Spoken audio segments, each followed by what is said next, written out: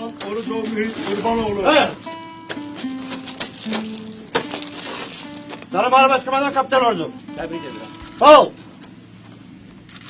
Azerbaycan Respublikası'na hizmet ederim.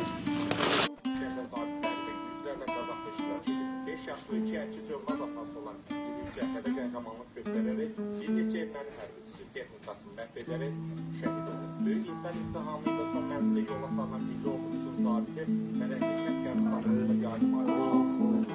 Şəhidin tabi üzərində imarətlər,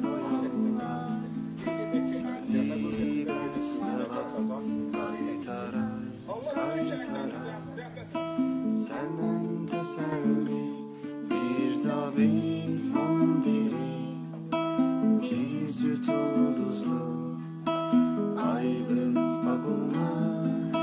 Senden teselli bir zabit mundiri, bir süt ulduzlu aylı bagullar. Hay vermene Cenab beytinam, hay vermene beytinam.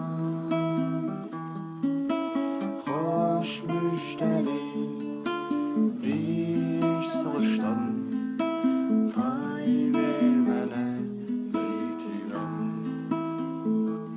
O gün gelecek gəm yemə, gəm yemə. O vaxt dönəcəm mən sənə, mən sənə.